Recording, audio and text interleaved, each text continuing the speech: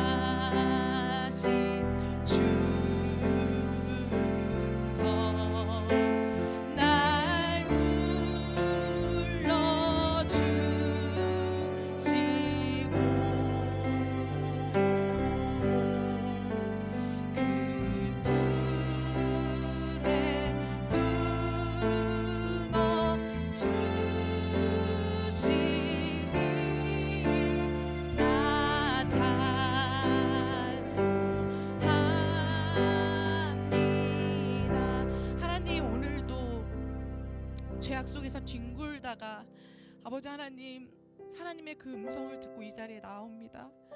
하나님, 우리의 죄악된 모습들이 하나님 앞에서 하나님 말씀으로 마주할 때마다 하나님 너무 가슴이 아프고 하나님 마음을 아프게 했다는 그 사실에 아버지 하나님 예배에 나올 수 없는 마음까지도 드는 우리들의 모습들입니다.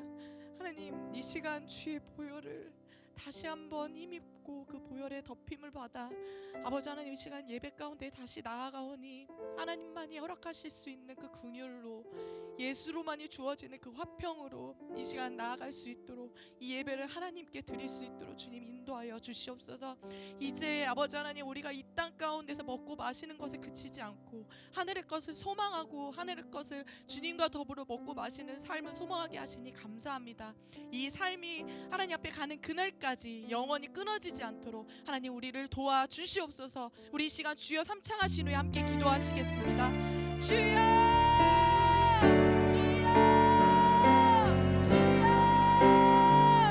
하나님 감사합니다. 우리들의 이 연약하고 악한 모습도 하나님 다 아시면서도 아버지 하나님 우리를 예배 드릴 수 있는 자리로 불러주시고 천국의 아버지 하나님 백성으로 삼아주심을 감사합니다. 하나님, 이 시간 우리의 죄악들을 아버지 하나님 말씀 가운데에서 마주할 때 하나님 우리가 바로 항복하고 순복할 수 있는 은혜를 허락하여 주시옵소서. 바로 인정할 때에 주시는 하나님의 긍휼하심과 아버지 하나님 그 죄사하심의 은혜가 우리 가운데 모두에게 임하여지는 귀한 예배가 되어질 수 있도록 하나님 인도하여 주시옵소서. 하늘의 것을 하나님 아버지 감사합니다. 주님의 은혜 가운데 오늘도 자격 없는 자들에게 하나님 은혜를 부으셔서 예배하게 하셨습니다. 하나님 그 감사를 다시금 주님 앞에 돌려드립니다. 하나님, 우리가 예배하는 동안에 그 은혜가 끊어지지 않는 그 귀하고 복된 영광이 이 예배 가운데 나타나기를 간절히 소망합니다. 우리 모두가 그 은혜가 필요한 자입니다. 하나님 허락하여 주시옵소서. 아버지, 이 예배로 말미암아 우리의 몸과 마음과 생각과 영혼이 회복되는 귀하고 복된 시간 될 수 있게 축복하시고 들려지는 은혜를 통하여 오늘 한 주간도 살아갈 수 있는 힘을 얻는 귀하고 복된 예배 될 수 있도록 축복하여 주시옵소서. 함께 하실 것을 믿고 간구하며 예수 그리스도 이름으로 기도합니다. 아멘. 사도신경으로 신앙 고백하도록 하겠습니다. 전능하사 천지를 만드신 하나님 아버지를 내가 믿사오며 그 외아들 우리 주 예수 그리스도를 믿사오니 이는 성령으로 잉태하사 동정녀 마리아에게 나시고 본디오 빌라도에게 고난을 받으사 십자가에 못 박혀 죽으시고 장사한 지 사흘 만에 죽은 자 가운데서 다시 살아나시며 하늘에 오르사 전능하신 하나님 우편에 앉아 계시다가 저리로서 산자와 죽은 자를 심판하러 오시리라. 성령을 믿사오며 거룩한 공회와 성도가 서로 교통하는 것과 죄를 사하여 주시는 것과 몸이 다시 사는 것과 영원히 사는 것을 믿사옵나이다. 아멘. 예배자 찬양하며 주님 앞에 나아가도록 하겠습니다.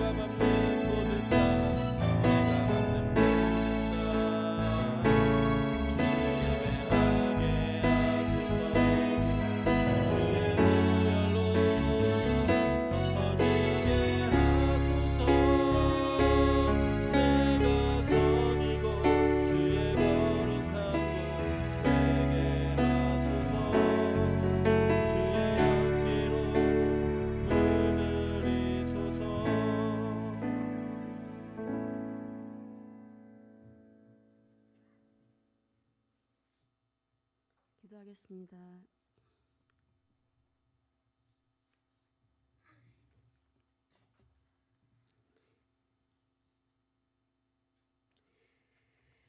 거룩하신 하나님 아버지, 전능자 되신 여호와의 은혜 안에 거하며 늘 함께해 주심에 감사와 찬양을 드립니다.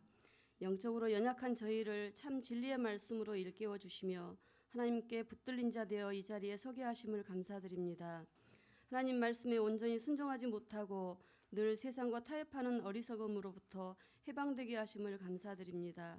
예배자로 설 수 없는 자격 없는 자를 참 예배자로 바로 서게 하실 것을 기대하며 감사드립니다.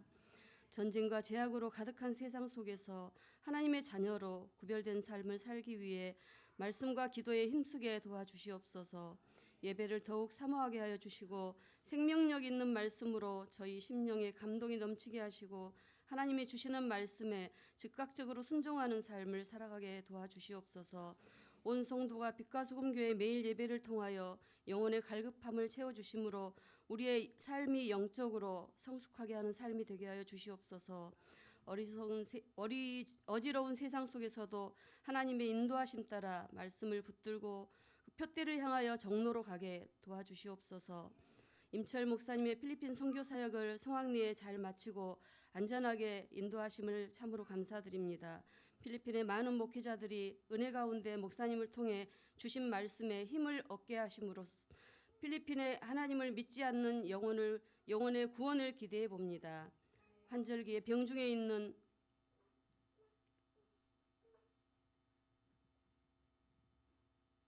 성도들을 주 안에 늘 거하게 하여 주시고 하나님 위로하여 주시옵소서.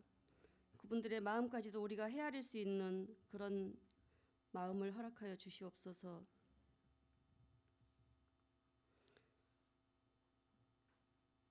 빛과 소금교회 성도들을 주 안에 거하게 하심으로 이 예배에 더욱 집중하게 하여 주시고 형통하게 도와주시옵소서.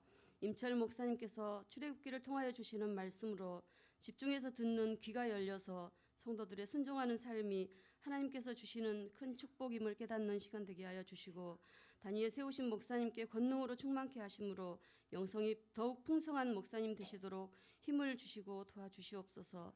우리 민화영 전도사님에게도 더욱 힘을 주시고 그 사역을 돕는 교사들에게도 성령이여 힘을 불어넣어 주시고 영육 강건하게 도와주시옵소서. 언제나 우리와 함께 하시는 사랑 많으신 나사렛 예수 그리스도의 이름으로 기도드립니다. 아멘.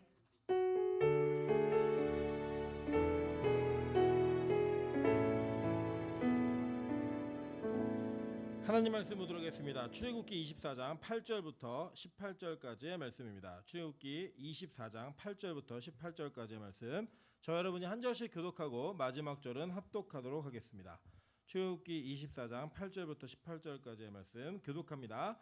모세가 그 피를 가지고 백성에게 뿌리며 이르되 이는 여호와께서 이 모든 말씀에 대하여 너희와 세우신 언약의 피니라. 모세와 아론과 나답과 아비후와 이스라엘 장로 70인이 올라가서 이스라엘의 하나님을 보니 그의 발 아래에는 청옥을 편듯하고 하늘같이 청명하더라. 하나님이 이스라엘 자손들의 존귀한 자들에게 손을 대지 아니셨고 그들은 하나님을 뵙고 먹고 마셨더라. 여호와께서 모세에게 이르시되 너는 산에 올라 내게로 와서 거기 있으라. 내가 그들을 가르치도록 내가 율법과 계명을 친히 기록한 돌판을 내게 주리라. 모세가 그의 부하 여호수아와 함께 일어나 모세가 하나님의 산으로 올라가며 장로들에게 이르되 너희는 여기서 우리가 너희에게로 돌아오기를까지 기다리라. 아론과 훌이 너희와 함께하리니 무릇 일이 있는 자는 그들에게로 나아갈지니라 하고 모세가 산에 오르매 구름이 산을 가리며 여호와의 영광이 시내 산 위에 머무르고 구름이 엿새 동안 산을 가리더니 일곱째 날에 여호와께서 구름 가운데서 모세를 부르시니라. 산 위에 여호와의 영광이 이스라엘 자손의 눈에 맹렬한 불같이 보였고 합독합니다. 모세는 구름 속으로 들어가서 산 위에 올랐으며 모세가 40일 40야를 산에 있으니라. 아멘. 네, 우리 주변에 있는 분들에게 이렇게 한번 인사드리도록 하겠습니다. 당신 옆에 앉은 걸 보니 하나님이 나를 되게 사랑하는가 봅니다. 네, 하나님이 여러분을 사랑하셔서 여러분 주변에 여러분의 성도들을 앉히셨습니다. 그 기쁨이 여러분에게 있는 그 예배되기를 소망하고 우리 빛과 소금 교회가 함께 앉는 것 자체가 기쁨이 되고 좀 즐거움이 되는 그런 교회 되기를 주님의 이름으로 축원합니다. 네, 오늘은 출애굽기 24장 8절부터 18절까지 말씀을 가지고 구약의 성찬식이라는 제목으로 하나님 말씀 증거하도록 하겠습니다. 우리 지난 시간에 이 24장에 나와 있는 언약식의 의미가 어떤 의미를 가지고 있는지 구약 전체 내용을 통해서 살펴보았고 그것이 신약의 어떤 언약으로 완성되는지를 이야기했습니다. 오늘은 그렇게 크게 얘기했던 내용들 속에서 실제로 이 언약식에서 나타났던 사건이 신약에서 성취되는 것들을 함께 살펴보고 우리가 가지고 있는 이 성경이 얼마나 중요하고 얼마나 정확한 하나님의 구원의 계획서인가를 다시 한번 확인하면서 저와 여러분의 구원이 반드시 이루어질 것이라는 것을 확신하는 그런 시간 되시기를 주님의 이름으로 축원합니다.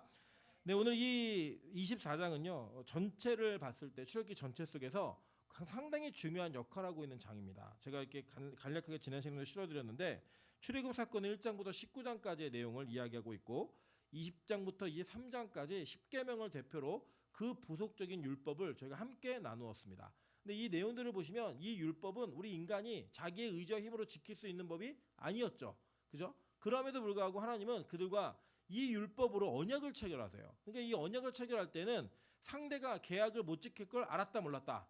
정확히 알고 있었던 거예요. 그래서 하나님께서는 이 언약식을 맺으시면서 그들에게 속죄의 피를 뿌림으로 말미암아 그들이 그 언약을 지키겠다라고 하는 그 말씀 자체, 그 응답 자체가 하나님의 말씀을 이미 위배하고 있는 거라는 전제를 가지고 그들을 속죄하시고 그들을 회복시키셨습니다.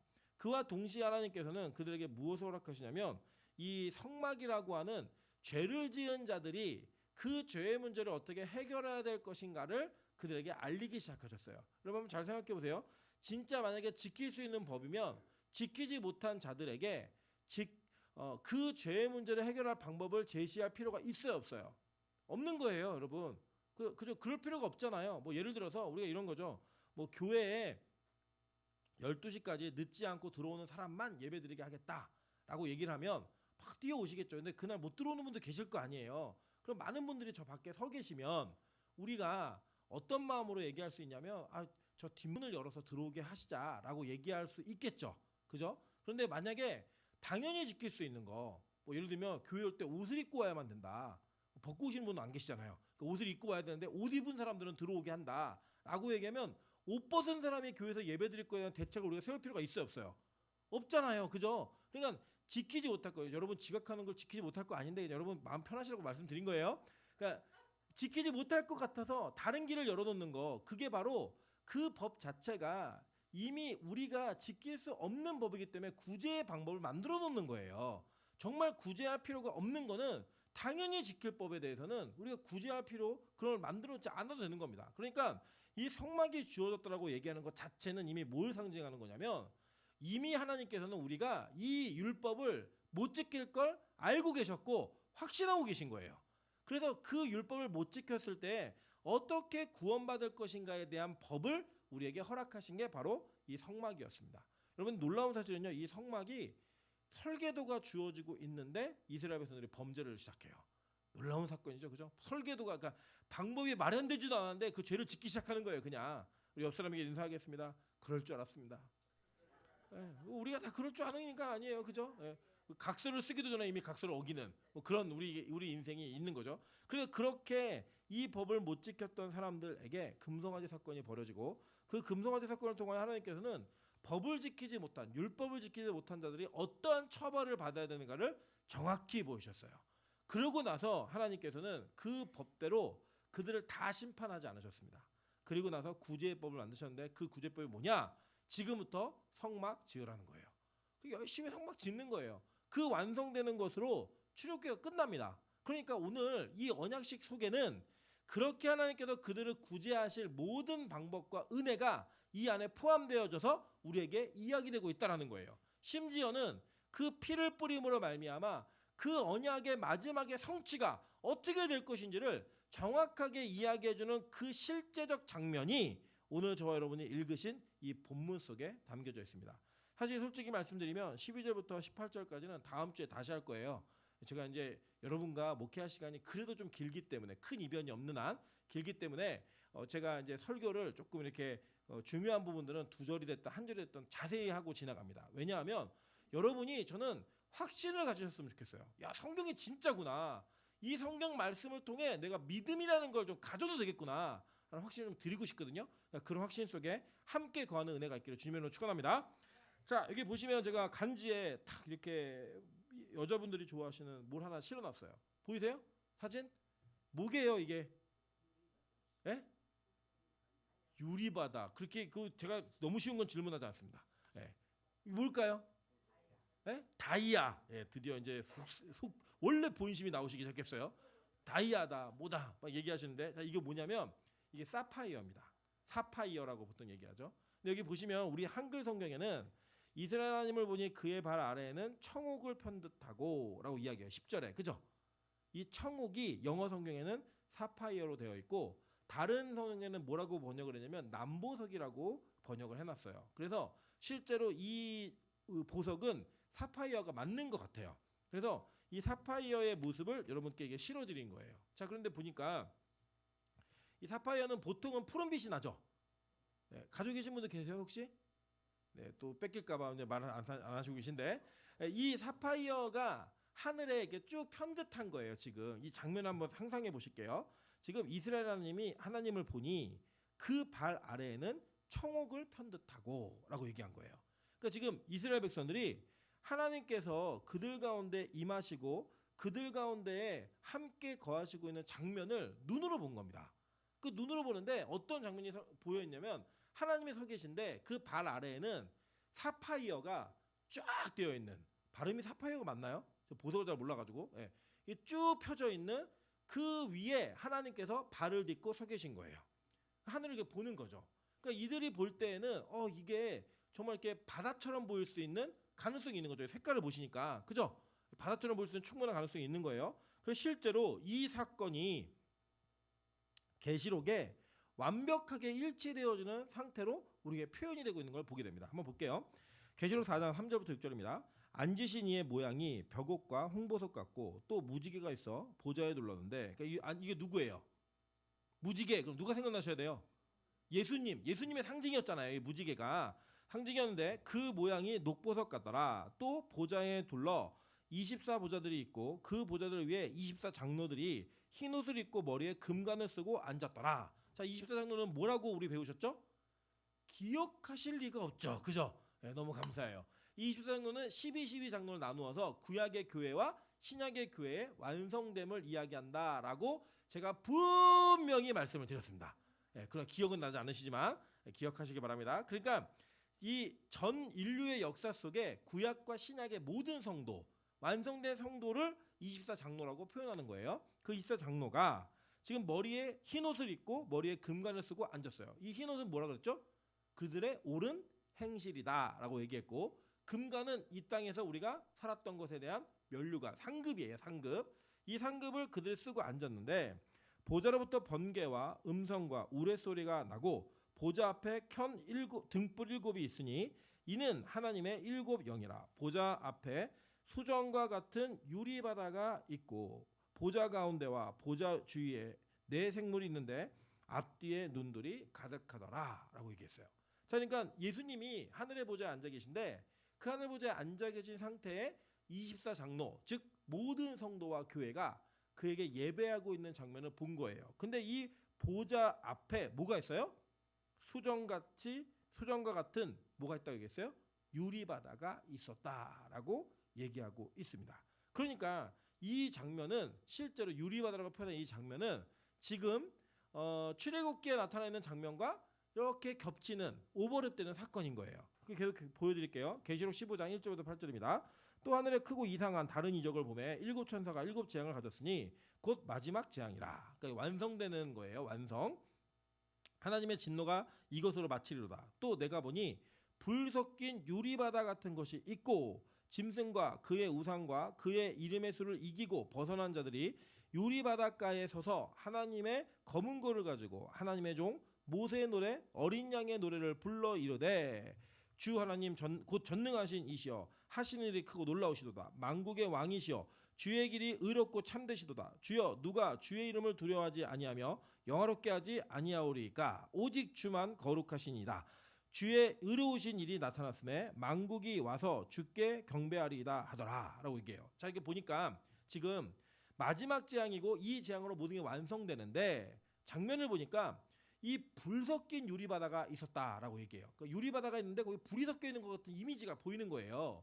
그리고 난 다음에 잘 보시면 이 이름의 수를 이기고 벗어난, 그러니까 666이라는 그 짐승의 수를 이기고 벗어난 자들이, 짐승과 그의 우상의 이름의 수를 이기고 벗어난 자들이 유리 바닷가에 서서 하나님의 검은 거를 가지고 노래를 부르고 있대요. 그죠? 노래를 부르는데 누구의 노래를 부르냐? 모세의 노래와 어린 양의 노래를 부른다라고 얘기하고 있는 거예요. 그러니까 지금 이 모세가 바닷가에 서서 노래를 불렀던 장면이 구약에 있었어요, 없었어요? 구약에 있었죠. 그게 무슨 사건이죠? 홍해를 건너는 사건이었잖아요. 홍해바다 건넌 다음에 이스라엘 백성들이 건너고 이 애굽의 백성들이 쫓아 들어왔을 때 그 애굽의 군대를 그 홍해물로 덮은 걸 보고 모세가 노래를 불러요. 기억 안 나시겠지만 출애굽기에서 배웠습니다. 예, 그 출애굽기 나오는 장면이에요. 15장부터 그 노래에 또 미리암이 화답하는 노래를 부르는 거 우리 기억 나실 거예요. 이제 이렇게까지 말씀드리면 그런 일들이 벌어지는 거예요. 그런데 이게 모세의 노래와 어린 양의 노래를 불러 얘기하죠. 그러니까 완성되어진 하나님의 구원의 은혜를 입은 자들이 하늘의 바다에서 노래를 부르는데 그 바다가 무슨 바다 같대요? 유리바다라고 얘기하는 거예요, 지금. 그러니까 이게 그 유리바다라고 얘기합니다. 근데 보세요. 그 뒤에 뭐 이건 나중에 안 읽어도 될 것 같아요. 계시록 21장 1절 한번 볼게요. 3번입니다. 또 내가 새 하늘과 새 땅을 보니 처음 하늘과 처음 땅이 없어졌고 바다도 다시 있지 않더라 라고 얘기해요. 자, 그러니까 이 땅의 바다는 뭘 상징했죠? 심판, 죽음, 이걸 상징했잖아요. 그 바다가 새 하늘과 새 땅이 되면 있어요, 없어요? 없다고 얘기했어요. 그럼 뭐만 남아요?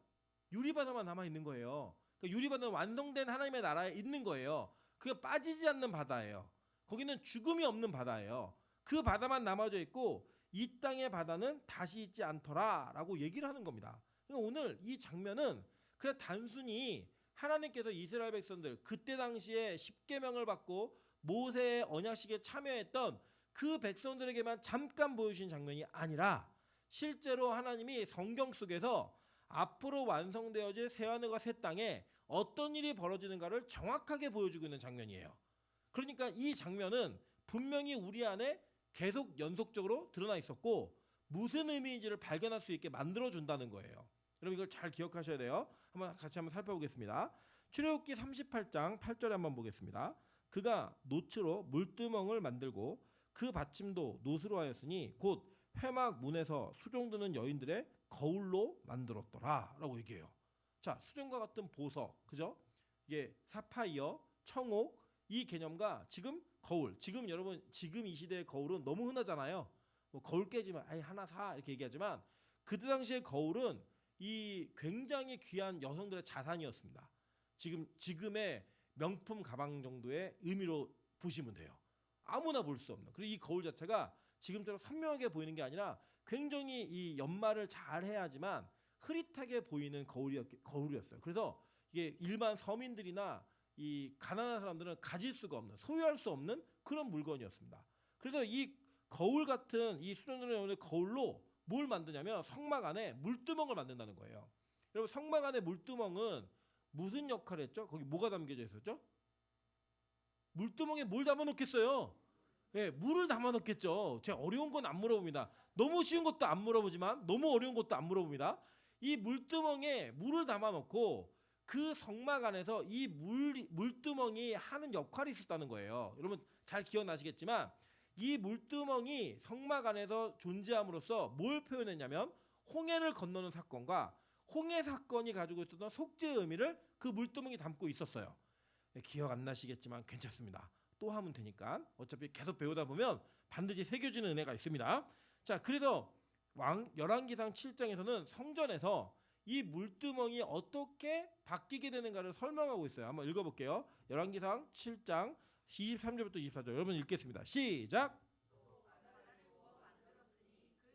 이 10규빗이요 그 모양이 둥글며 그 높이는 5규빗이요 주위는 30규빗 줄을 두루만하며 그 가장자리 아래에는 돌아가며 박이 있는데 매 규빗에 10개씩 있어서 바다 주위에 돌렸으니 그 박은 바다를 부어 만들 때에 두 줄로 부어 만들었으며. 라고 얘기해요. 자, 그러니까 이 바다가 영어로 얘기하면 C가 맞아요. 그러니까 실제로 이렇게 그 성전 안에는 물두멍이 유일하게 성전 안에 있는 물건 중에 규격을 제한하지 않은 게 물두멍이에요.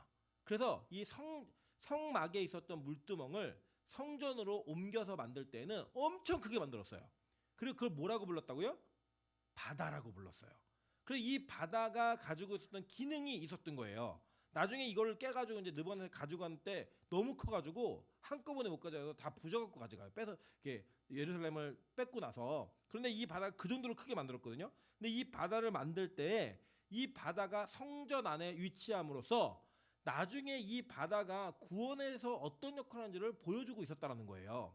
이해되시죠? 무슨 말인지. 자, 그리고 나서 자 한번 보겠습니다. 에스겔 1장 22절 볼게요. 에스겔이 본 천국을 제가 설명해 드릴게요. 그 생물의 머리 위에는 수정 같은 궁창의 형상이 있어 보기에 두려운데 그들의 머리 위에 펼쳐져 있고라고 얘기합니다. 그러니까 수정 같은 궁창의 형상. 이거 뭐냐면 수정과 같은 궁창은 뭐였어요? 하늘이잖아요. 하늘이 있었다는 거예요. 그러니까 지금 뭘 본 거냐면 에스겔도 똑같은 하나님의 천국을 본 거예요. 봤는데 어떤 모양이었냐면 천국이 그 수정 같은 걸로 이렇게 궁창 하늘이 만들어져 있다는 거예요. 그러니까 하늘 위에 바다가 있는 거예요. 지금 그게 지금 모세가 그 이스라엘 백성들이 모두 함께 본 그 장면이 연속적으로 이어져 가지고 후대에 에스겔도 보았고 사도 요한도 환상 중에 그 내용들을 보는 겁니다. 이해되시죠? 무슨 말인지. 예를 들면 이런 거예요. 천국을 갔다 오신 분들이 가끔 간증을 하시잖아요. 물론 그 간증을 그 자체를 문자적으로 여러분이 믿으실 필요는 없어요. 천국이 다 달라요. 보고 오신 분들이. 그러니까 그 사람에게 수준에 맞게 그 천국을 보여주시는 거예요. 그래서 막 예수님 안 믿다가 갑자기 뭐 예를 들면 제가 들었던 간증 중에 하나는 막 깡패 생활하고 막 그런데 집에 들어왔는데 갑자기 자는데 천국이 봤다는 거예요. 천국을. 근데 황금마차가 내려와서 자기 태국 올라가더라는 거예요. 천국을 보고 왔다 막 이런 막 얘기를 해요. 근데 다른 분이 본 천국도 그렇지 않거든요. 그런데 동일한 건 있어요. 뭐냐면 천국을 갔는데 아래로 가신 분은 없어요. 무슨 말인지 이해되세요? 위로 다 간 거예요. 위로. 아래로 간 분은 없어요. 아래로 갔더니 천국이 있더라. 이런 분은 없어요. 다 어떤 천국을 보았다거나 위로 올라갔다는 얘기를 하세요. 보통 간증을 하실 때. 자, 그러니까 뭐냐면 우리가 공통적으로 인정할 수 있는 그리고 또 공감할 수 있는 천국의 모습이 있는데 구약에 이 백성들과 선지자들 그리고 이 천국을 우리에게 소개하고 있는 사도 요한은 동일한 걸 봤는데 그 동일함이 뭐였냐면 하나님의 나라에 유리바다와 같은 사파이어로 보여지는 청옥으로 보여지는 그리고 수정처럼 보여지는 바다가 있었다는 거예요. 그리고 그 위에 하나님과 성도들이 함께 존재하고 있는 걸 본 거예요. 근데 여러분 이 장면을 잘 기억해 보시면 이 장면은 실제로 하나님께서 우리에게 이 땅이 창조될 때부터 얘기하셨던 내용이에요. 그 내용까지 한번 쭉 살펴볼게요. 자, 히브리서 8장 4절부터 5절 한번 볼게요. 예수께서 만일 땅에 계셨더라면 제사장이 되지 아니하셨을 것이니 이는 율법을 따라 예물을 드리는 제사장이 있음이라. 그들이 섬기는 것은 하늘에 있는 모형과 그림자라. 모세가 장막을 지으려 할 때 지시하심을 얻은과 같으니 이르시되 삼가 모든 것을 산에서 내게 보이던 본을 따라 지으라 하셨느니라 라고 얘기하는 거예요. 그러니까 모세가 성막을 지을 때에도 뭘 보고 성막을 지으라고 얘기한 거예요? 천국을 보고 성막을 지으라고 얘기한 거예요. 그러니까 성막의 모형은 천국을 모형하고 있다라고 얘기하는 게 이게 가능한 거예요. 그래서 우리가 에덴 동산의 그 모형이 에덴 동산이 성막이라는 그 안에 다 들어가 있는 걸 확인하셨잖아요. 그죠? 그리고 여호수아가 가나안 땅 입성할 때 동일한 그림인 거 확인하셨죠? 이 모든 것들이 동일하게 하나님의 나라를 상징하면서 우리에게 보여주고 있는 교훈이라는 겁니다. 그러니까 이 성막도 제대로 공부하면 그 안에서 비밀을 발견하는 거예요. 무슨 비밀이요? 천국의 비밀을 발견하는 거예요. 그래서 실제로 계시록 4장 6절 한번 보세요. 보좌 앞에 수정과 같은 유리바다가 있고 보좌 가운데 보좌 주위에 네 생물이 있는데 앞뒤에 눈들이 가득하더라. 이 얘기 아까 우리 읽었던 그 얘기가 다 이렇게 종합적으로 합쳐져 갖고 딱 떨어지는 거예요. 이해되시고 계신 거죠? 예. 잘 이해하세요? 그러니까 우리 출애굽기가 생각보다 성경 전체를 이해할 수 있게 해주는 역할을 하기 때문에 생각보다 쉽지 않아요. 그리고 이 내용을 쉽지 않지만 이해하시고 나면 성경이 뚫려요. 아, 이렇게 보는 거구나. 성경을 구약을 이렇게 해석하는 거구나. 이게 보여지거든요. 이제 좀 보도록 할게요. 조금 더. 자, 하나님은요. 이 땅을 창조하실 때 이 장면을 우리에게 말씀하셨어요. 한번 볼게요. 창세기 1장 6절부터 8절입니다. 하나님이 이르시되 물 가운데 궁창이 있어 물과 물로 나뉘라 하시고 하나님이 궁창을 만드사 궁창 아래의 물과 궁창 위의 물로 나뉘게 하시니 그대로 되니라. 하나님이 궁창을 하늘이라 부르시니라. 저녁이 되고 아침이 되니 이는 둘째 날이라 라고 얘기했습니다. 자, 창조할 때 이게 둘째 날이거든요. 이거는 우리 저희 찬수도 압니다. 둘째 날 하나님 뭐 만드셨는지. 자, 하나님이 뭘 만드셨죠? 궁창, 하늘을 만드셨고 그 하늘을 만드신 그 장면 속에 뭐가 나타나냐면 하늘 아래의 물과 하늘 위의 물로 나누셨다는 거예요. 하늘 아래의 물은 뭐예요? 바다예요. 그러니까 우리가 이게 살고 있는 바다. 물론 바다라고 부르는 건 셋째 날 부르시지만 이 하늘 아래에 물이 있는데 그거는 지금 우리가 얘기하는 강, 뭐 샘, 바다 이런 모든 것들의 물을 이야기해요. 그리고 그 하늘 위에 궁창이 있었다는 거예요. 근데 이 궁창이 지금은 없죠. 궁창 위에 물이 궁창이 없으면 안 되죠. 죄송해요. 예, 궁창 위에 물이 지금 있어요, 없어요? 발견이 안 되잖아요. 없어요. 근데 이 궁창 위에 물이 언제 없어졌어요? 노아 홍수 때 하늘의 창들이 열려, 그죠? 그 하늘의 창들이 열려서 그 궁창 위의 물들이 다 아래로 쏟아진 거예요. 즉 인간의 죄악됨과 타락으로 인해 하늘에 있었던 궁창 위의 물이 다 무너지게 되어서 계시록에 이야기하고 있었던 유리바다, 하늘의 바다가 있는데 그 바다가 다 무너져 내린 거예요.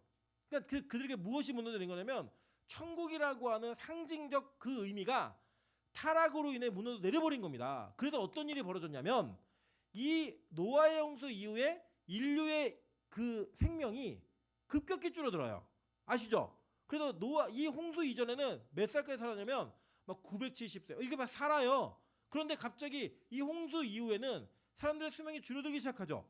그리고 결국에는 하나님께서 홍수 이후에 너희들의 생명이 몇 살까지다? 120살이다 했는데 그거는 이제 인간의 생명을 너 120까지만 살아 이게 아니라 120년 후에 심판이 된다라고 얘기하셨고 그 심판이 있은 이후에 인간은 이 땅에서 부여받은 생명이 급격히 짧아져요. 그게 바로 죄악됨과 죄로 인해서 하나님의 나라가 무너졌을 때 우리에게 일어난 일이에요. 원래 우리 에덴 동산에서 어떤 존재로 살았어요? 영원히 사는 존재로 창조했다고요. 근데 그 하나님이 그거 따먹으면 죽는다고 그랬어요? 산다고 그랬어요? 죽을 까노라 이렇게 얘기하는 게 아니라 반드시 죽는다고 얘기했어요. 근데 그걸 따먹었죠. 그래서 그들에게 뭐가 생겼냐면 수명이 생긴 거예요. 근데 그 수명이 생기고도 인간은 930세를 살았다고요.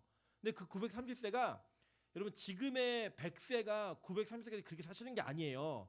그러니까 그때 당시에 뭐 600세 아이를 낳고 막 이러면 인간이 그 생명이나 연한이 그 인류 전체 그걸 따질 때 우리가 한 600세 정도 되면 한 30대 이 정도 되는 거예요. 그냥 그 정도 됐던 몸이에요. 우리 몸이 서서히 늙고 서서히 늙던 거예요. 지금은 우리가 죄를 지었던 결과로 홍수의 심판이 있은 이후에 여러분 급격히 늙고 계신 거예요. 옆 사람에게 인사하겠습니다. 매일이 다릅니다. 네, 하루하루가 다르시잖아요. 네, 오늘 일어나는 것과 내일 일어나는 것 다르잖아요. 그런 일들이 막 벌어진다는 거예요. 지금.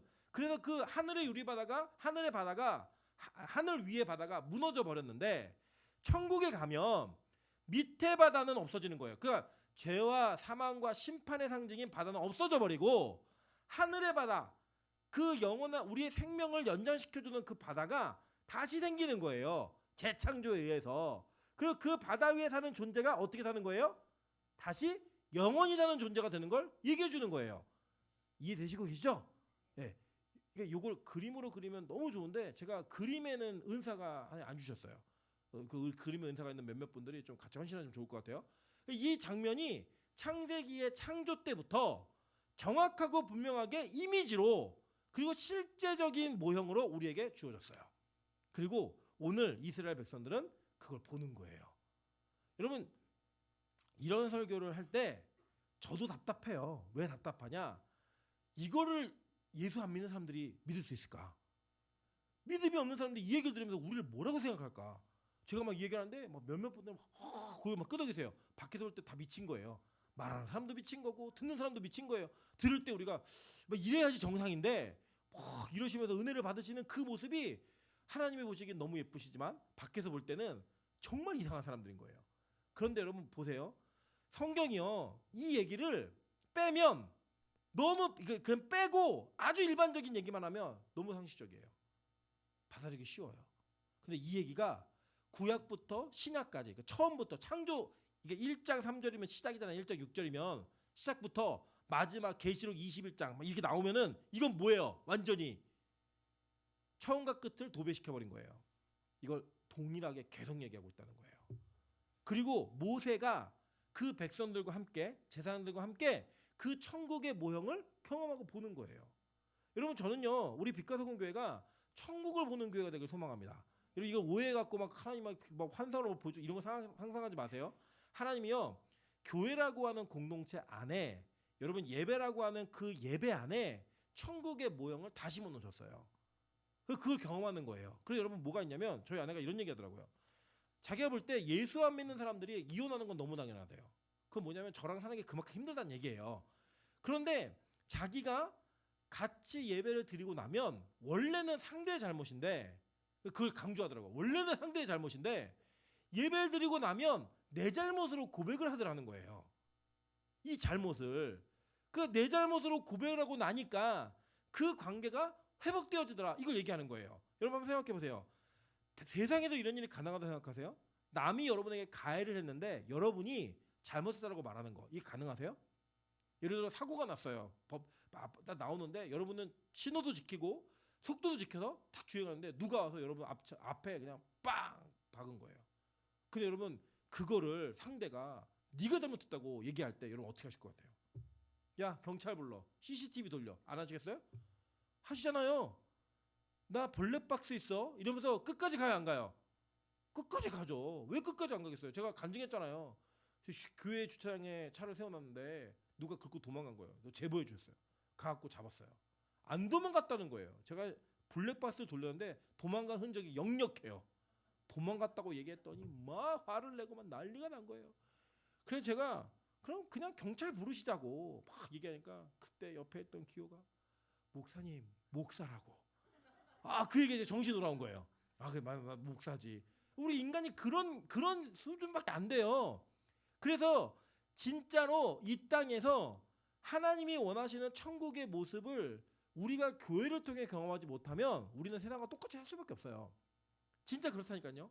그래서 저희 아내가 그 말하더라고요. 진짜 예수 안 믿는 부부는 이혼할 수밖에 없대요. 살다 보면. 예수를 믿으면 상대 잘못인데 자기 잘못을 생각한다는 거예요. 이게 뭐냐? 천국을 경험하는 거예요.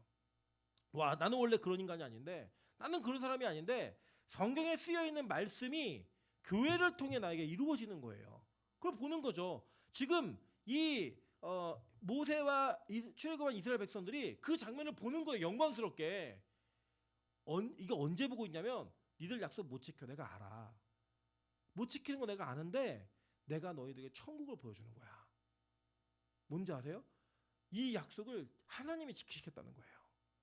율법을 못 지키는 거 아신다니까요. 이미 알고 성막도 준비하고 다 준비하셨는데 이 모든 것이 이루어지기 전에 보여주시는 게 천국이에요. 여러분 그거라니까요. 우리가요 예수 믿을 때 어떤 마음으로 믿으시냐면 여러분이 괜찮아서 누군가의 권유로 여러분이 예수를 믿고 천국 가는 것 같지만 진짜 신앙생활의 깊이가 깊어지면 깊어질수록 우리는 그곳에 갈 수 없는 존재라는 걸 알아요. 그리고 우리 교회의 특징이 뭔지 아십니까? 모든 기도자들이 자기가 예배할 수 없는 자인데 예배한다는 걸 고백을 해요. 우리가 그런 자격이 없는 자인데 하나님의 은혜로 말미암아 예배할 수 있게 되었다라는 고백을 하세요. 근데 여러분 원래 이 교회가 그렇지 않았잖아요. 원래 우리가 그런 인간이 아니었잖아요. 근데 그 고백을 하시게 한다는 거예요. 하나님은 이스라엘 백성들의 타락과 이 모든 것들이 일어날 거 이미 알고 계세요. 아직 안 일어났어요. 시간적으로는. 근데 뭘 보여주냐? 천국을 먼저 보여주는 거예요.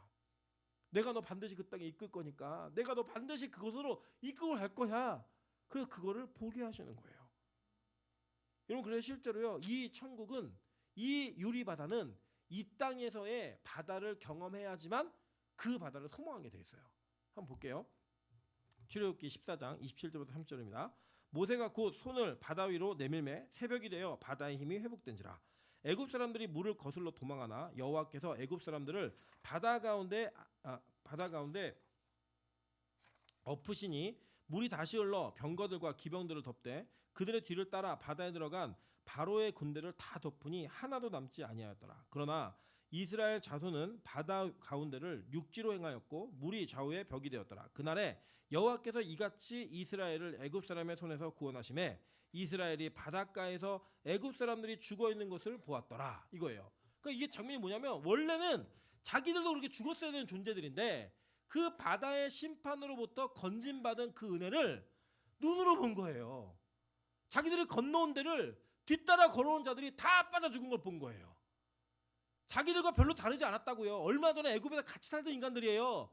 그런데 같은 신을 섬겼고 같은 신에게 숭배했던 그 자들이 죽어서 물 위에 둥둥 떠 있는 거를 눈으로 보는 거예요. 그리고 모세가 노래 부르는 거예요. 그리고 미리암이 하다 보라고. 이게 천국에서 부르는 모세의 노래인 거예요. 어린 양의 노래인 거예요. 여러분 천국에 가시면요 정말 놀라운 사실을 하나 발견하실 거예요. 뭐냐? 여러분 자신이 구원받았다라는 사실이에요. 지옥에 들어가 있는 백성이 다 여러분과 같이 살던 인간들이고 같은 걸 추구했던 사람들이고 같은 걸 소망했던 사람들인데 나만 거기서 건지셔가지고 그 땅에 앉혀놓는 걸 경험하시게 되는 거예요. 그리고 거기서 그거를 너무 기뻐서 감사해서 노래로 부르는 그 찬양의 모습이 그대로 벌어진다라고 성경 우리에게 얘기하는 거예요. 그리고 신약에서 이 사건을 뭐라고 표현하냐면 고린도전서 10장 1절과 2절입니다. 형제들아 나는 너희가 알지 못하기를 원하지 아니하노니 우리 조상들이 다 구름 아래에 있고 바다 가운데로 지나며 모세에게 속하여 다 구름과 바다에서 세례를 받고. 그게 원래 우리 옛사람이 죽고 다시 사는 그 장면이 거기서 성취가 됐다고 얘기하는 겁니다. 그래서 성막 안에 바다를 둔 거예요. 성전 안에 바다를 둔 거예요. 이 바다를 상징하기 위해. 그래서 거기는 우리가 죽었다가 다시 사는 곳이에요. 우리가 그 물로 씻김을 받음으로 말미암아 우리 자신이 경험했던 원래 죄로 인해 죽어야 되는 자가 어떻게 살게 되는지를 증명하는 그 모습이 거기에 있는 겁니다. 그러니까 여러분 성경은요 이 출애굽 사건을 이스라엘 역사 속에 너무 중요한 에피소드로 놓는 게 아니에요. 이벤트로 놓는 게 아니라 오늘 저와 여러분에게 실제로 이루어지는 사건이라고 얘기하는 겁니다. 예수님이 그걸 증명해요. 보시길래요. 누가복음 9장 23절부터 32절입니다. 또 우리에게 이르시되 아무든지 나를 따라오려거든 자기를 부인하고 날마다 제 십자가를 지고 나를 따를 것이니라. 누구든지 제 목숨을 구원하고자 하면 잃을 것이요 누구든지 나를 위하여 제 목숨을 잃으면 구원하리라. 사람이 만일 온 천하를 얻고도 자기를 잃든지 빼앗기든지 하면 무엇이 유익하리요? 누구든지 나와 내 말을 부끄러워하면 인자도 자기와 아버지와 거룩한 천사들의 영광으로 올 때 그 사람을 부끄러워하리라. 내가 참으로 너희에게 이르노니 여기 서 있는 사람 중에 죽기 전에 하나님의 나라를 볼 자들도 있느니라. 이 말씀을 하신 후 8일쯤 돼요. 그러니까 하나님이 얘기한 거예요. 야 너네 십자가 지고 나 따라와야 돼. 그래야 너희들 구원받는다. 근데 천하를 얻고도 목숨을 잃거나 너를 자신을 뺏기면 그 무슨 소용이 있니? 아무 소용 없어. 그 말을 하면서 내 말 지켜. 나 따라와. 나 믿어. 이 얘기를 하신 거예요. 그런 다음에 여기 있는 제자들에게 뭐라고 얘기하셨냐면 너희 중에 살아있을 때 하나님의 나라를 볼 사람이 있어 라고 얘기하신 거예요. 그리고 8일 후에 우리 8일 너무 잘하니까 8일 후에 하나님이 그들을 데리고 3명을 데리고 가요. 누구냐면 베드로, 야고보, 요한을 데리고 변화산으로 가시는 거예요. 그래서 거기에서 하나님이 그들에게 천국을 보여주세요. 그 천국을 보여주는데 볼게요. 이 말씀을 하신 후 8일쯤 되어 예수께서 베드로와 요한과 야고보를 데리고 기도하러 산에 올라가사 기도하실 때 용모가 변화되고 그 옷이 휘어져 광채가 나더라. 문득 두 사람이 예수와 함께 말하니 이는 모세와 엘리야라. 영광 중에 나타나서 장차 예수께서 예루살렘에서 별세하실 것. 이 별세란 단어가요 헬라어로 엑소더스예요. 자, 엑소더스 뭐죠? 출애굽이잖아요. 출애굽. 탈출, 죽음, 이탈. 이 세상으로부터 탈출하는, 이 세상으로부터 죽고 이탈해버리는, 그래서 천국으로 올라가는 이거를 예수님이 천국의 모습으로 보여주시는 거예요. 누구에게? 베드로와 요한과 야고보에게. 신약에서도 예수님은 출애굽기를 모티브로 천국을 그들에게 보여주셨어요. 산에 올라가서 이 산에서 이 모세와 제자들 모세와 아론과 나답과 아비후가 뭘 봤죠? 장로 70인이 천국을 봤잖아요. 그걸 보여줬듯이 지금 이 베드로와 요한과 야곱을 데리고 변화산에 올라가서 천국을 보여주시는 거예요. 그러면서 이게 출애굽이다 라고 얘기해 주는 거예요. 그걸 본 거예요. 그걸. 그렇게 말하니까요. 보세요. 베드로와 미 함께 있는 자들이 깊이 졸다가 온전히 깨어나. 이걸 보여주고 천국을 보고 자고 있는 거예요. 그 뭐예요? 우리가 설교 시간에 자는 게 똑같은 거예요. 천국이 선포되는데 막 졸고 있는 거예요. 그런데요, 여러분 그 예수의 영광을 보잖아요. 그 잠이 깨요. 저는 여러분이 그 잠을 깨는 역사가 있길 소망합니다. 천국이 선포되는 그 장면 속에 여러분이 영혼이 깨어남으로 우와 하나님의 말씀이 이렇게 귀했어? 이걸 발견하는 거예요. 저희 아내가요 가끔 제가 너무 놀라운 사실들을 얘기해요. 갑자기 어느 날 제가 평소에 계속 하던 설교를 딱 하는데 이런 게 있었네요. 10번도 더 얘기했는데 이런 게 있었네요. 여러분 그게 뭐예요? 우리가 영혼이 깨지 않으면 안 들려요. 보이지 않아요. 권사님도 그래요. 이런 게 있었냐고. 제가 막 놀라운 사실이 성경 공부를 하면요 원래 했던 거 계속 가르치는데 막 이쪽 1분단에서 다 뭐 계속 나요. 막 원래 다 했던 얘긴데 다 알고 계셔서 제 생각에는 이제는 우리 권사님들 가르칠 수도 있겠다 이런 생각이 드는데 막 감탄사가 계속 나와요. 여러분 이게 바로 우리의 모습이에요. 이게 그래 이 출애굽의 사건은 야 이스라엘에 이런 일이 있었네 그 수준이 아니에요. 천국을 우리에게 알리시기 위해 하나님이 실제적으로 보여주는 사건인 거예요. 그래서 그들은 거기서 뭘 봤다? 천국을 본 거예요. 우리는 어디서 천국을 보느냐? 교회에서 천국을 보는 거예요. 그래서 보세요. 뒤에 무슨 일이냐면 11절 볼게요. 하나님이 이스라엘 자손들의 존귀한 자들에게 손을 대지 아니하셨고 그들은 하나님을 뵙고 먹고 마셨더라 라고 얘기하는 거예요. 거기 올라가가지고 지금 뭐하고 있냐면 하나님을 만났고 하나님은 원래 그 죄된 자들이 하나님을 만나면 어떻게 돼요? 죽어야 돼요. 그 영광 앞에 죽어야 됨이 마땅한데 죽지 않고 그들이 하나님을 만났고 그 얼굴을 뵙고 뭘 했냐면 그들이 먹고 마셨더라라고 얘기하는 거예요. 자, 그러니까 보세요. 우리의 인간이 눈으로 확인할 수 있는 하나님, 실제로 내가 하나님 봤다라고 얘기할 수 있는 그 하나님은 성부, 성자, 성령 중 누구예요? 성자인 예수 그리스도 외에는 없어요. 먹고 마셨다라고 하는 그 앞에서 먹고 마신 거예요. 같이 하나님과 교제한 거예요. 그럼 이 하나님은 누구 하나님이에요? 성자 하나님이에요. 그러니까 이 천국에서 이 천국의 모형인 시내산에서 이 모세와 이스라엘 백성들이 만난 분은 누구예요? 예수님을 만난 거예요. 그 천국에 그 예수를 말미암아 들어갈 수 있다는 걸 본 거예요. 그리고 그 예수님과 더불어 뭘 한 거예요? 먹고 마셨다고요. 이게 뭐예요? 구약의 성찬식인 거예요. 구약의 성찬식. 예수를 먹고 마신, 예수를 말미암아 먹고 마시는 자가 되는 그들을 보이신 거예요. 그래서 여러분 보세요. 마태복음 26장 26절부터 28절 한번 보겠습니다. 그들이 먹을 때에 예수께서 떡을 가지사 축복하시고 떼어 제자들에게 주시며 이르시되 받아서 먹으라 이것은 내 몸이니라 하시고 또 잔을 가지사 감사 기도하시고 그들에게 주시며 이르시되 너희가 다 이것을 마시라 이것은 죄사함을 얻게 하려고 많은 사람을 위하여 흘리는 나의 피 곧 언약의 피니라 라고 얘기해요. 이 요소가 지금 이 신의 사건에 다 들어있죠. 언약 시간에 뭐 했어요? 피 뿌렸잖아요. 피 뿌렸고 그들이 뭐 했어요? 하나님을 대면하고 먹고 마셨다라고 얘기해요. 그 마신 게 뭔가 성경은 그 마신 음식이 무엇인지를 얘기하고 있지 않지만 분명한 건 그것은 예수의 상징인 음식이었어요. 그래서 이 성찬식이 구약에서 이루어지는 거예요.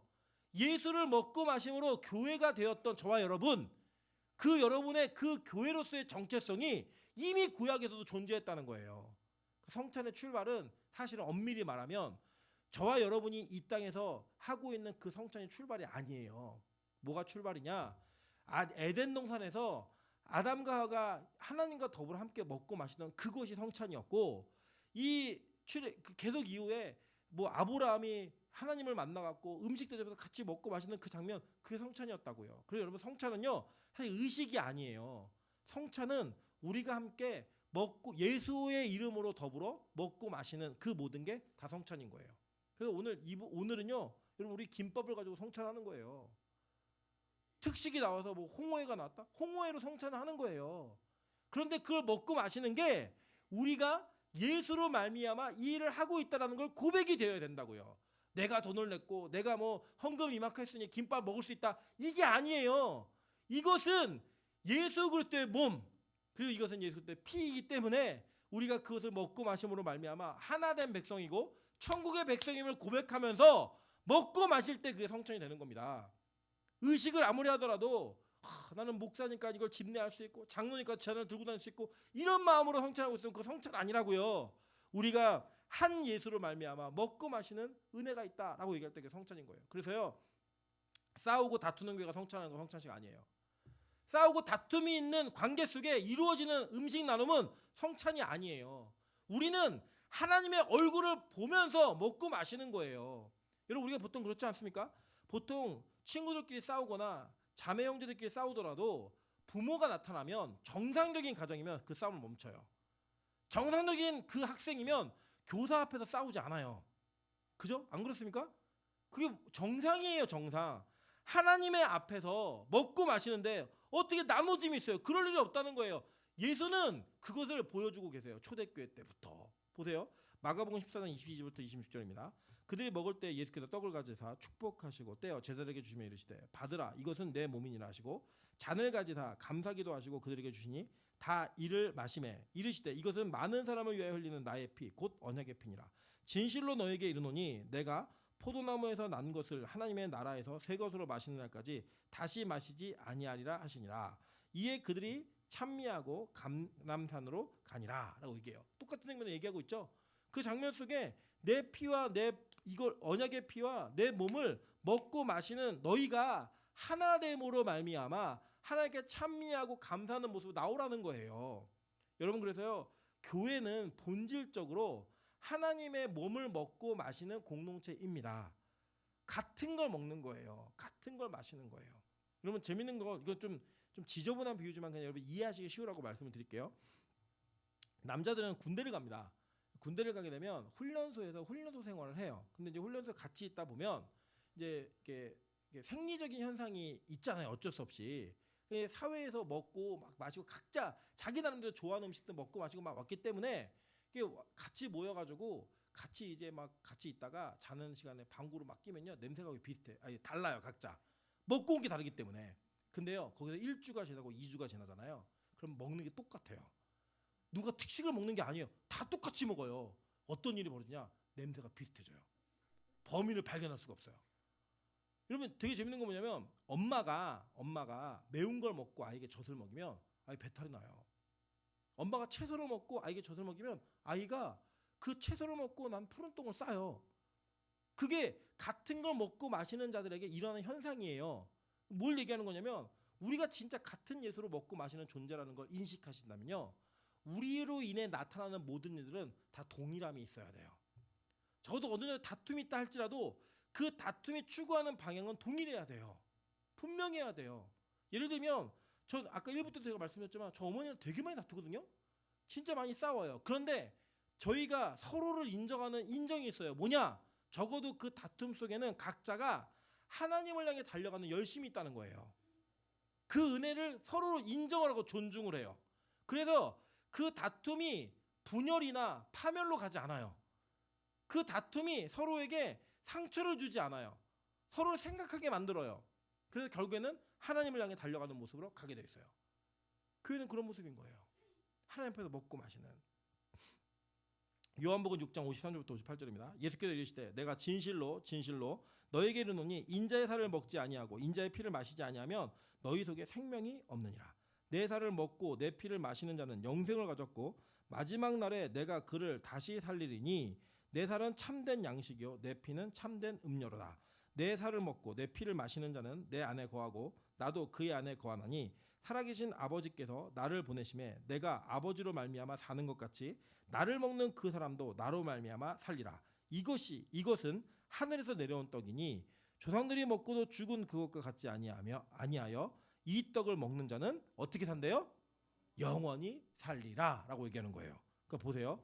지금 예수를 먹고 마신다는 이야기는 뭐냐면 우리가 뭘 먹어야 살잖아요. 그죠? 우리 보통 한국 사람들 이렇게 표현해요. 배고파? 죽겠다. 그죠?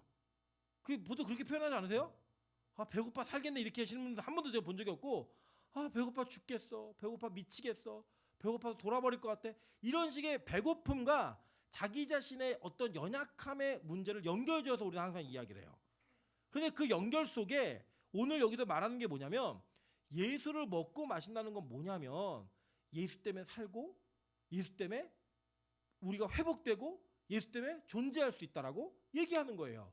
즉 우리가 뭘 위해서 사냐 누가 질문을 던졌을 때 여러분이 나 예수님 때문에 살아, 나 예수를 위해 살고 있어 라고 말하지 못한다면 우리는 예수를 먹고 마시는 존재가 아니라는 거예요. 우리는 보통 그렇게 생각합니다. 뭐 돈도 내가 벌고 음식도 내가 하고 내가 먹고 내가 해서 다 건강한 거야 이렇게 얘기하시지만 성경이 말하는 건 뭐냐면 아니라는 거예요. 진짜 참된 양식과 참된 음료는 예수의 몸과 예수의 피, 이걸 먹고 마시는, 그것 때문에 살다라고 고백하는 그 존재가 바로 진짜 예수 그리스도를 먹고 사는 존재라고 설명해 주는 거예요. 그래서 우리는 이렇게 얘기해야 돼요. 예배 못 드리니까 죽을 것 같아. 은혜가 안 오니까 미칠 것 같아. 정말 감격이 없으니까 힘들어 죽겠어. 말씀이 안 들으니까 너무 괴로워. 이게 우리에게 나와야 되는 말인 거예요. 오늘 그 장면의 절정을 보여주는 게 뭐냐면 이 아론과 나답과 아비후는 이거를 통해서 예수님을 만나고 뭔가를 먹었어요. 그죠? 뱉고 먹었다고요. 근데 그 뒤에 모세는 올라가서 40일 동안 아무것도 먹지 않으면서 하나님을 교제하며 사는 거예요. 그러니까 예수로 먹고 사는 게 무엇인지를 모세가 우리에게 보여주는 거예요. 고유의 대표로서. 우리는 그게 안 되니까, 우리 여전히 뭘 먹어야 되는 존재니까 모세는 올라가서 그 뒤에 바로 붙어있는 게 그거예요. 한번 생각해 보세요. 여러분 그럴 수 있잖아요. 우리 예배 끝나고 여러분이 막 다 막 뭐 족발에 뭐 보쌈에 막 생선에 막 회에다가 막 시켜 막 드시는 거예요. 근데 저는 안 먹는 거예요. 계속. 그러면서 얘기하는 거죠. 예수로 먹고 살으라고. 그리고 그때 아 예수로 먹는 게 저런 거구나. 물론 전 그렇게 안 할 겁니다. 같이 먹을 겁니다. 그런데 여러분이 그 장면을 보면서 아 목사님은 하나님을 더 많이 하니까 안 먹어도 배부르구나. 이걸 경험한 거예요. 제가요 보통 부모님들이 그렇게 얘기하시더라고요. 엄마는 너 먹는 것만 봐도 뭐 배불러 이렇게 얘기하시는 걸 제가 어렸을 때 들은 적이 있거든요. 절대 그렇지 않아요. 찬두찬이가 먹는 걸 뺏어 먹고 싶어요. 맛있겠는데 왜 우리 아내는 나한테 저런 거 안 해주고 애들이 한번 해주지? 뭐 이런 생각이 들어요. 네. 그게 우리 인간이에요. 네. 그 우리 진짜 실체라고요. 그런데 진짜로 예수로 먹고 사는 그 만족이 생기니까요. 어떤 일이 벌어지냐면 안 먹어도 사는 거예요. 그 금식하는 얘기가 아닙니다. 보여주는 상징의 의미가 무엇인지를 설명해 드리는 거예요. 모세는 하나님과 온전한 교제로 탁 들어가니까 진짜 예수만 먹고 사는 존재가 되는 거예요. 그래서 우리 마태복음 4장에 배우셨잖아요. 그죠? 야, 너 돌로 떡을 만들어서 좀 먹어봐. 그때 예수님 뭐라고 얘기하세요? 사람이 떡으로만 살 것이 아니요. 하나님의 말씀으로 사는 것이다. 이 얘기가 여기서부터 이렇게 출발하는 거예요. 계속 다.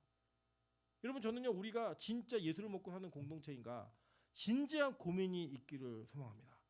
왜냐하면요 이 예수를 먹고 마시는 것은 엄청난 의미가 있어요. 한번 볼게요.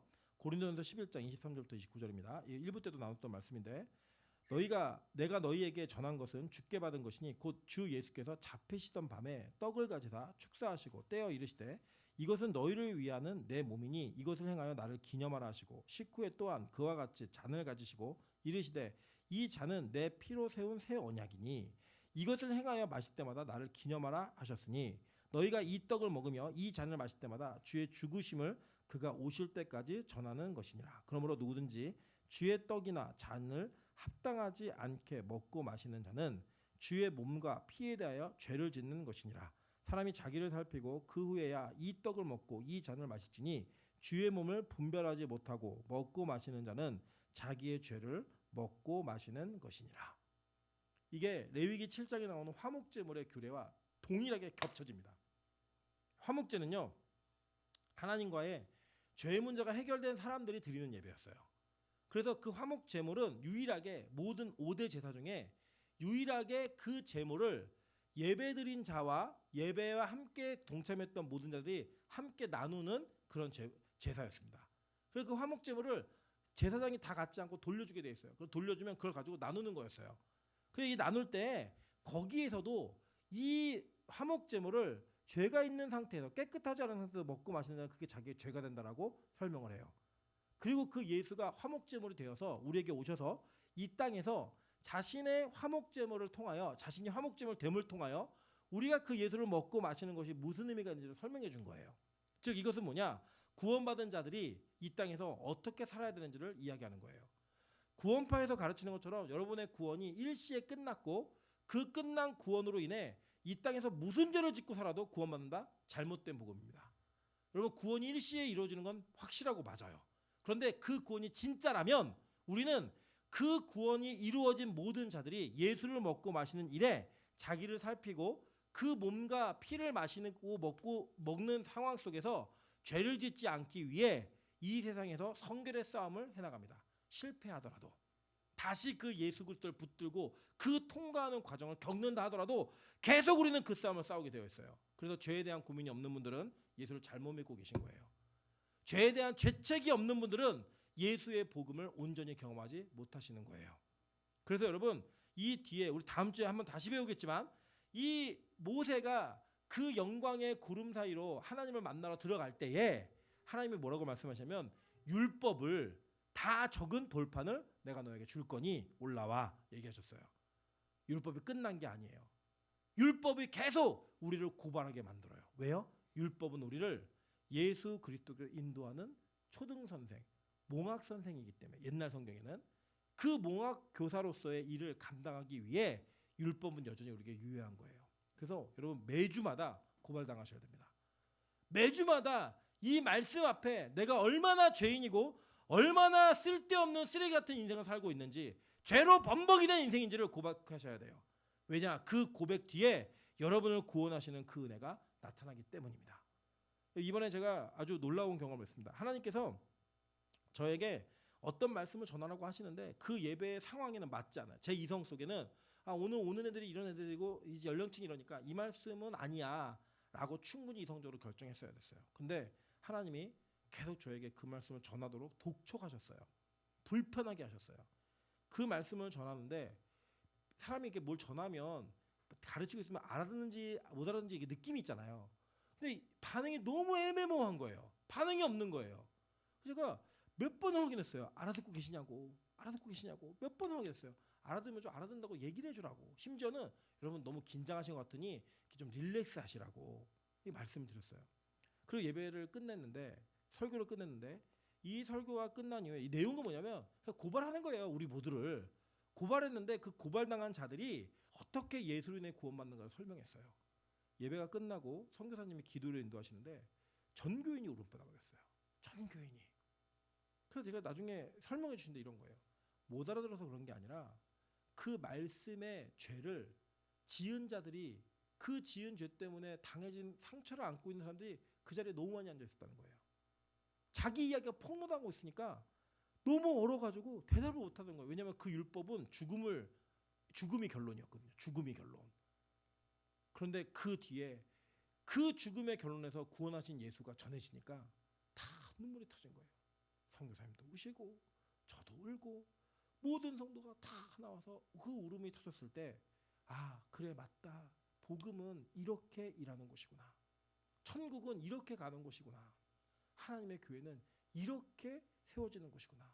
이걸 느꼈습니다. 여러분 저는요. 제가 그리고 여러분이 절대로 말씀대로 살 거라고 믿지 않습니다.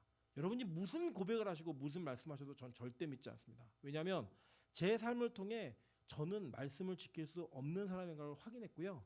제 사역을 통해 성도는 절대로 하나님의 말씀을 온전히 지키며 살 수 없는 존재라는 걸 수없이 많이 확인했습니다. 그리고 더 중요한 건 성경이 그걸 우리에게 증명했어요. 그리고 우리는 절대로 하나님의 말씀 앞에 당당히 설 수 있는 자들이 아닙니다. 믿으십니까? 고백하십니까? 그게 진짜 고백되어져야 돼요. 그래야 우리는 예수님을 다시 한번 붙들 수가 있습니다. 제가 이번에 필리핀에 가서 참 1부 때 말씀드렸는데 먹먹한 이야기를 들었어요. 필리핀 사람들은 따갈로어라는 자신들만의 고유의 언어가 있습니다. 근데 그 언어 속에 I am sorry라는 문장이 없대요. 왜 없냐 그랬더니 이 사람들이 400년 동안의 식민지 생활을 하면서 종이 주인한테 내가 잘못했습니다라고 고백하는 건 자기의 생명을 담보해야 된대요. 그 모든 상황에 책임을 져야 된대요. 매를 맞든지. 그래서 어떤 일이 있어도 자기의 잘못을 인정하지 않아야지만 살아남을 수 있었던 그 사회 속에 400년을 지내니까 아예 미안합니다라는 그 문장 자체가 없어져 버렸어요. 그 필리핀에 가면 황당한 사건들을 많이 경험하게 된대요. 우리는 보통 이렇게 지나가다 부딪히면 죄송해요 이렇게 말하는 걸 쉽게 하잖아요. 안 한대요. 자동차 사고가 났을 때 가만히 서 있는 차를 뒤에서 빡 받으면 괜찮으세요? 죄송해요. 제가 깜빡 졸았어요. 딴짓하다 이래서 이게 얘기가 풀어가는 게 맞는 거잖아요. 절대 사과하지 않는데요. 교회 안에서 여러분 죄인입니다라고 얘기하면 죄라는 자기가 죄인인 걸 인정하지 않는데요. 놀라운 사실은 제가요 10계명을 이번에 가르치는데 여기 죄인 손 들어보세요 얘기하면요 아무도 손 안 들어요. 근데요 말씀을 배우고 나서 이 죄를 지으신 분 손 들어보세요. 그때서야 손을 드세요. 목사 그룹에서 고백하기가 쉽지가 않은 거예요. 제가 러시아 갔을 때도 동일한 일을 경험했어요. 선교사님이 러시아 사역이 너무 힘들대요. 이유가 뭐냐면 사람들 세례 주는 게 너무 힘들대요. 1대1로 만나서 당신이 죄인입니다 이러면 다 인정한대요. 그래서 세례식에 세례식을 주려고 공개석상에서 이제 세우고 얘기하잖아요. 당신이 하나님 앞에 죄인임을 인정하십니까? 그러면 다 아니라 그런대요. 이유가 뭐냐? 그 공산주의 사회에서 인민재판을 받았던 경험이 있기 때문에 공개석상에서 자기의 죄를 고백하는 건 목숨을 걸어야 되는 일이에요. 총살당하고 거기 교수형당하고 이랬던 기억이 생생한 거예요. 할아버지 할머니들 머릿속에. 고백을 못하는 거예요. 여러분 우리는요 그런 환경이 아님에도 불구하고 체면 때문에 내가 죄인이라고 말하는 걸 너무 힘들어요. 내가 예수로 말미암아 먹고 살아야 되는 존재라고 말하는 거를 나약하다고 생각해요. 왜 그런지 모르겠지만 그래서 여러분 이게 우리가 살 수 있는 유일한 길이라고 성경은 계속 가르치고 있어요. 천국의 모습이 그렇다는 걸 계속 설명해 주고 있어요. 저는 오늘 이 장면을 통하여 구약의 성찬식 속에 우리가 어떻게 살아야 되는 존재인가를 다시 깨달았으면 좋겠고 이 구약의 천국의 모습 속에 하나님 진짜구나. 성경이 계속 동일한 걸 얘기하고 있었구나. 시대에 맞춰서 계속 바꾼 게 아니라 시대 상황 속에 상관없이 천국이 어떤 곳인지를 동일하게 말씀하고 계셨구나. 이거를 인지하는 은혜가 있기를 소망합니다. 이걸 이것이 믿어지는 그 축복이 있기를 진심으로 소망합니다. 그렇게 세워져가는 빛과 소금이 되기를 주님으로 축원합니다. 같이 한번 찬양으로 기도하며 나아가도록 하겠습니다. 볼지어다 내가 문 밖에 서서 두드리노니. 그리고 이 찬양의 후렴구에 보면 내가 들어가 그로 더불어 먹고 그는 나로 더불어 살리. 내가 들어가 그로 더불어 먹고 그는 나로 더불어 살리라는 이 고백이 여러분의 진짜 고백이 되시기를 소망합니다. 처음부터 찬양하겠습니다.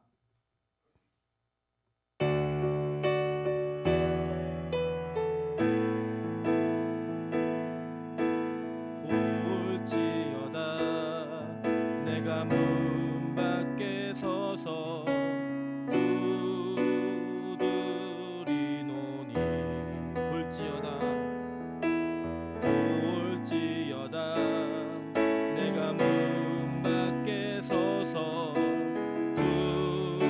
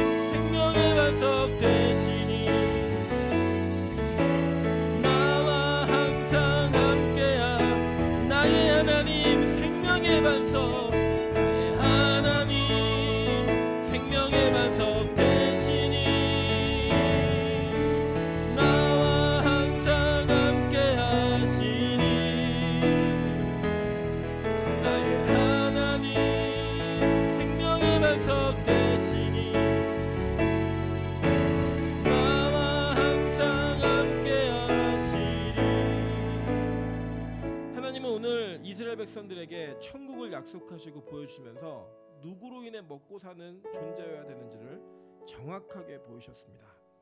우리가 입술로는 하나님 없으면 안 된다고 이야기하고 하나님만이 나의 유일한 소망이라고 말하고 있지만 우리는 하나님 아닌 다른 것들을 너무나 많이 먹으며 삽니다. 이 세상의 쓰레기통을 뒤져가고 이 세상의 사람들이 먹다 남은 것을 버릴 때 우리는 그것 때문에 먹고 살 수 있다라고 냉큼 그것을 주워 먹는 거지 같은 인생을 살고 있음을 하나님 솔직하게 고백하기를 원하십니다. 정말 몇 사람이나 정말 몇 분이나 정말 몇 명이나 예수로 더불어 먹고 살고 있는지 우리 고백하라고 하나님 점검하시면 정말 자신 없는 인생들인데 우리는 여전히 목사라고 장로라고 권사라고 성도라고 우리의 이름을 호칭을 서로 부끄럽게 부르며 살고 있습니다. 하나님 진짜 빛과 소금 교회가 예수로 먹고 사는 교회 될 수 있도록 도와주셔서 이 출애굽한 이스라엘 백성들이 보았던 그 천국을 그 장로들이 보았던 천국을 사도 요한이 보았던 천국을 제자들이 보았던 천국을 우리도 좀 볼 수 있게 도와주십시오. 그 천국을 경험하는 교회가 되게 해주시고 그 천국을 경험하는 교인들이 될 수 있게 도와달라고 우리 주여 한번 교회주내 통솔을 같이 한번 기도합니다. 주여 하나님 아버지 정말 천국을 수없이 많이 가르치고 있습니다.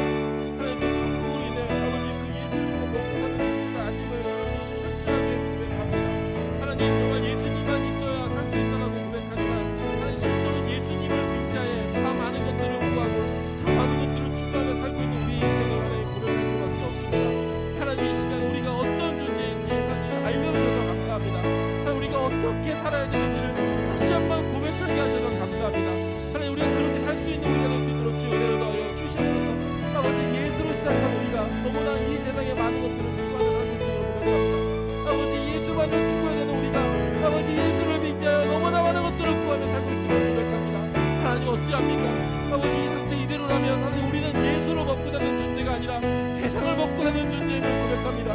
하나님 그러면서도 성찬식을 하길 원하고 그러면서도 성찬에 참여하고 있는 우리의 모습들이 얼마나 부끄러운 모습일까를 우리가 깨닫지 못하고 있음을 고백합니다. 하나님 이 교회가 진짜 성찬을 할 수 있는 교회가 될 수 있도록 도와주시옵소서. 영적인 성찬이 매일마다 이루어지는 매 순간마다 이루어지는 교회 될 수 있도록 축복하여 주시옵소서. 그러므로 말미암아 우리 모두가 하나님의 나라를 보길 소망합니다.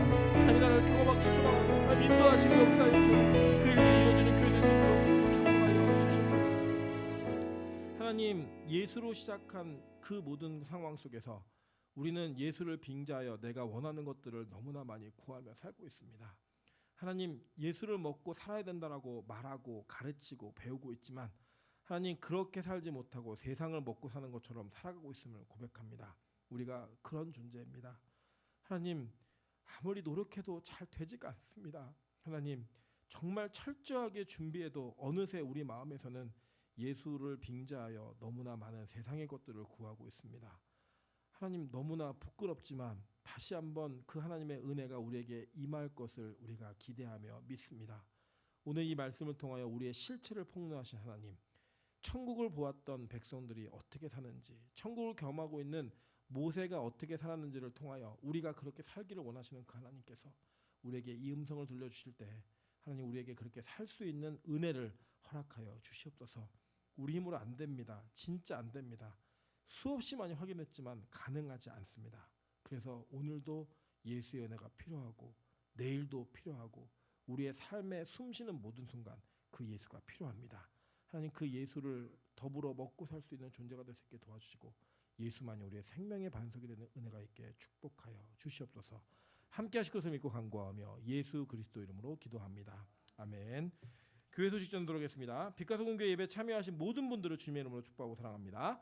우리 환절기 때문에 여러분 건강에 많은 어려움이 있으신데 여러분 기도하심으로 또 이것도 잘 보호하시고 또 그만큼 건강 관리도 하셔야 됩니다. 특별히 좀 나라를 위해서 기도 많이 하셨으면 좋겠습니다. 인도에서 15만 마리의 소가 죽었던 병이 대한민국에 상륙을 했습니다. 이것이 퍼지지 않도록 기도해 주시고 나라가 이 대외적으로도 내부적으로 너무나 어려운 상황인데 교회가 다시금 기도하고 회개함으로 말미암아 이 상황들을 좀 역전시켜갈 수 있는 발판을 마련할 수 있게 도와달라고 기도하셨으면 좋겠습니다.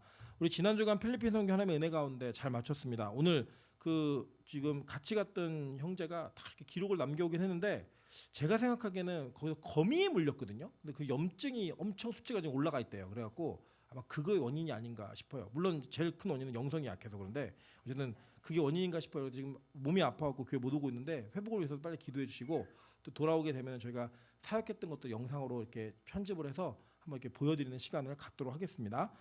그리고 또 이제 향후에 저희가 당회에서 뭘 좀 결정해가지고 광고 드리는 필리핀 선교함 그 더불어서 광고 드리는 게 있을 거예요. 참고해 보시고 기도하시면서 이 선교가 계속 이어질 수 있도록 기도해 주셨으면 좋겠습니다. 돌아오는 수요일에 어린이 예배드립니다. 그러니까 여러분 취지를 좀 잘 설명드릴게요. 원래 이 계획은 원래부터 저희가 한 2달 전부터 계속 했던 계획이에요. 제가 항상 마음 가운데 어려움이 있었던 게 뭐냐면 교회가 우리 아이들이 오는 공간은 됐는데 이 오는 공간에서 예배드릴 수 있는 기회가 주일 말고는 없었다는 게 제가 좀 마음에 좀 어려움이 있었어요. 그런데 고민하다가 우리 미나연 전사님이 어린 설교를 되게 잘하신대요. 저는 제가 한 번도 가보지 못했어요. 이 예배랑 같은 시간이니까 가볼 수가 없죠. 그런데 교사들이 간증하더라고요. 그래서 제가 그럼 이게 되겠다 싶었던 게 뭐냐면 이번 주 수요일을 이제 저희가 한번 시도해 보는 거예요. 출발을 어린 예배로 드리는 거예요. 그냥 어린아이들의 중심으로 그냥 어린 예배 드리지 똑같이 드리는 거예요. 어른들은 뭐하냐? 예배대로 참여하는 거예요. 그냥. 그래서 그 예배를 통해서 우리 아이들이 어떻게 예배하고 있고 어떻게 설교를 듣고 있고 어떻게 성장하고 있는지를 좀 봤으면 좋겠어요. 그래서 이걸 이제 어떤 주기로 어떤 이렇게 순서로 이렇게 할지는 아직 결정은 다 못했습니다. 근데 이 예배가 하나님께서 잘 시작하게 하시면 뭐 예를 들면 2달에 한 번이라도 한 달에 한 번 정기적으로 어린 예배를 수요예배 드릴 거예요. 어른들 동참해주고 함께 기도해주고 축복해주는 시간을 좀 갖도록 하겠습니다. 그래서 여러분 이것을 위해 기도해주시고 이걸 위해 준비하고 있는 교육자와 교사들에게 지혜와 은혜를 주셔서 이 예배가 잘 출발할 수 있게 도와달라고 기도해 주셨으면 좋겠습니다. 이번 주 수요일입니다. 여러분 개봉박도 기대하시면서 오시면 좋겠습니다. 우리 재직회는 당회결의에 의해서 10월 29일에 진행합니다. 이번 재직회가 2023년 마지막 재직회입니다. 이 재직회를 통하여서 저희가 내년에 우리가 어떤 방향으로 교회가 이끌려져 갈지 뭐 이런 것들을 살짝 나누고자 합니다. 여러분 이것들을 놓고 함께 결정하고 기도하셔야 되는 내용이 있고 지혜를 모으셔야 되는 내용들이 있어요. 그러니까 여러분 함께 동참하셔서 이 일들을 나누실 때 재직들은 빠짐없이 참여하셨으면 좋겠습니다. 우리 운영위원회 결의사항을 말씀드립니다. 교회 차량 정기 검사를 했고요. 그리고 제가 주보에는 못 실었는데 당회 결의사항이 하나 더 있습니다. 뭐냐면 다음 주에 실어드릴게요. 노대현 목사님이 우리 교회 전도사로 왔다가 목사가 되어서 지난주에 인사를 하러 왔습니다. 그래서 떡도 가지고 오고 노대현 목사 이렇게 써가지고 막 이렇게 다시 떡을 나누었습니다. 우리가 그래서 이제 오셔서 인사하는 그 도중에 그래도 우리 교회에서 사역했던 시간이 있고 또 잊지 않고 찾아와 줬는데 그냥 저희가 축하를 못하는 거 몰라서 못 갔어요. 사실은 좀 이게 조금 섭섭하다 하는 마음이 들어서 제가 장로님들께 급하게 상의를 드려서 우리 노대현 전사님께 축하금을 전달했습니다. 그 내용 실치를 못했는데 다음 주에 꼭 주보에 기재하도록 하겠습니다. 우리 지난주 봉헌하신 분들 명단 확인하시고 명단 가운데 이상이 있는 분들은 지정부와 상의하시면 되겠습니다. 제가 헌금 기도하고 축도로 예배 마치도록 하겠습니다. 하나님 감사합니다. 주님의 은혜 가운데 빛과 소금 교회를 사랑하시고 축복하셔서 우리 성도들의 삶을 통해 우리의 모든 것이 주의 것이라는 것을 고백할 수 있게 도와주셔서 감사합니다. 하나님 우리의 고백이 날로 넘쳐나는 고백이 될 수 있게 도와주시고 더 많은 것들을 드려도 아깝지 않은 마음을 주시고 더 많은 것들을 드릴 수 있는 그 은혜를 우리에게 맡겨주시기를 간절히 소망합니다. 빛과 소금 교회를 통해서 나가는 모든 물질이 하나님의 나라를 회복시키고 하나님의 나라를 세우는 귀하고 복됨이 나타날 수 있도록 은혜를 더하여 주시옵소서. 이제는 우리 주 예수 그리스도의 은혜와 무한하신 하나님의 사랑하심과 성령의 감화 교통하시고 내주 충만하신 은혜가 진정한 천국을 경험하고 진정한 성찬을 경험하기를 소망하고 다짐하는 이 자리에 모인 모든 빛과 소금 교회 성도들 머리 위에 가정 위에 직장 위에 캠퍼스 위에 이제부터 영원토록 함께 있을지어다. 아멘.